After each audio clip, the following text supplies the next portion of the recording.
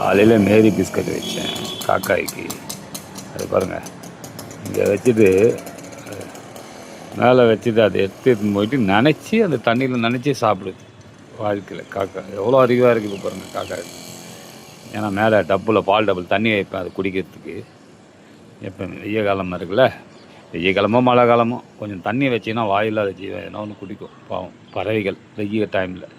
மொட்டை மாடி இருக்கிறவங்க, வீடு இருக்கிறவங்க கொஞ்சோண்டு டப்பாவில் தண்ணி எடுத்து வைங்க. எதுனா ஒரு பறவைகள் சாப்பிட்டு நம்ம வாய்த்துட்டு போகும். அப்படி இன்னைக்கு தான் எதனா ஒரு டப்பாவில் வைங்க. எல்லோரும் தயவுசெய்து சொல்கிறேன், மொட்டை மாடியில் கொஞ்சம் தண்ணி வைங்க. மேலே எதனா ஒரு பறவைகள் வந்து தண்ணி வெய்ய காலமோ வந்து அருந்துட்டு போகும். நான் பால் டப்பாவில் தண்ணி இல்லை, மண் கொட்டிட்டு அது மேலே தண்ணி ஃபுல்லாக ஊற்றிருக்கிறேன். அந்த தண்ணி அப்படியே தெளிவாக இருந்தது, அதில் தான் குடிச்சிட்டு போகும். தண்ணி மட்டும் வைக்கல, அப்படியே இதுவாக வச்சுருக்கேன், பார்க்கலாம். அதை குடிக்கிறீங்களா? தேங்க்யூ.